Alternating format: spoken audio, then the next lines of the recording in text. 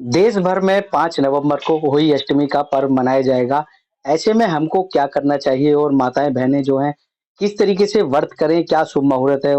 और इस पर विस्तार से जानने के लिए आज हमारे साथ विश्व ख्याति प्राप्त ज्योतिष आचार्य मदन मोहन जी हमारे साथ मौजूद हैं, उनसे बात करेंगे, क्या कुछ खास रहने वाला है? क्योंकि पर्व कल है और क्या कुछ इसके बारे में बताएँगे। गुरुजी सबसे पहले तो जानना चाहेंगे कल अघोई का पर्व है, क्या कुछ खास रहने वाला है और क्या सहयोग बना रहा है? जय श्री राम। कल 5 नवंबर अहोई अष्टमी का बहुत ही सुंदर व्रत सभी माताएं अपने बच्चों के लंबे दीर्घ आयु के लिए यह व्रत करते हैं। इस दिन भगवान विष्णु जी की विशेष रूप से पूजा की जाती है। अहोई अष्टमी माता का ही स्वरूप होता है। जिस तरह से माँ शीतला, माँ दुर्गा का स्वरूप में सभी माताएं अपने बच्चों की लंबी उम्र के लिए प्रार्थना करते हैं। अहोई अष्टमी का व्रत ये अष्टमी तिथि को मनाया जाता है।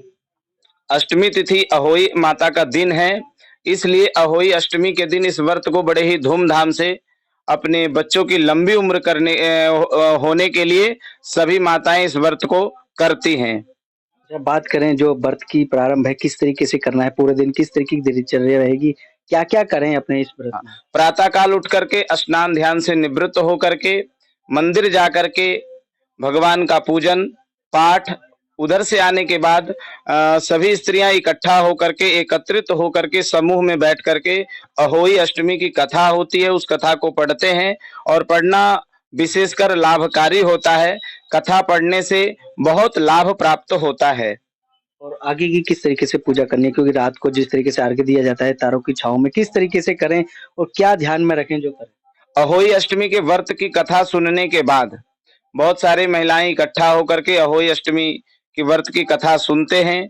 फिर चंद्रमा को जाकर के जल प्रदान करते हैं। चंद्रमा से भी प्रार्थना करते हैं कि हमारे बच्चे के दीर्घ आयु के लिए आप अपनी कृपा बनाए रखें। और विशेष करके भगवान की कथा और दीप इत्यादि दान करते हैं, दीप जलाते हैं, चंद्रमा को दिखाते हैं और अर्घ प्रदान करते हैं रात्रि के समय में। इस तरह से पूरे अहोई अष्टमी का व्रत, पाठ, कथा, दीप इत्यादि का पूजन करके निवृत्त होते हैं। अच्छा, ऐसा एक भ्रांति फैली जाती है कि जो बेटे हैं उनके लिए व्रत किया जाता है, क्या कन्याओं के लिए नहीं रहता था और क्या सिर्फ बेटे ही इसमें शामिल होते हैं? नहीं, संतान में पुत्र और पुत्री दोनों उपस्थित होते हैं। अहोई अष्टमी के व्रत में दोनों के दीर्घ आयु के लिए ही प्रार्थना की जाती है, चाहे वो पुत्र हो चाहे वो पुत्री हो। एक अघोई माता की माला जो पहनाई जाती है, उसका क्या अर्थ है? क्या उसको पहनने से होता है? माला पहना करके भगवान को अर्पण करके बच्चे को पहनाया जाता है कि जिससे कि माँ का आशीर्वाद उस माला में उपस्थित हो और वो माला बच्चे को पहनाया जाता है जिससे कि बच्चे को भी दीर्घ आयु के लिए प्रार्थना। गुरुजी बात करें जो चांदी की माला गले में माताएं पहनती हैं, उसका अर्थ क्या होता है?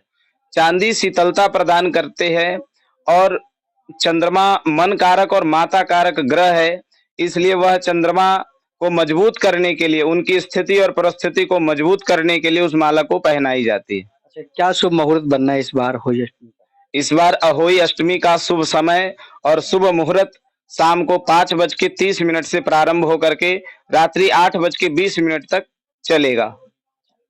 ये थे हमारे साथ विश्व ख्याति प्राप्त ज्योतिष आचार्य मदन मोहन जी, जिन्होंने बताया कि किस प्रकार से जो हमें अघोई का व्रत करना है और किस तरीके से अपने बच्चों की दीर्घायु के लिए कामना करनी है।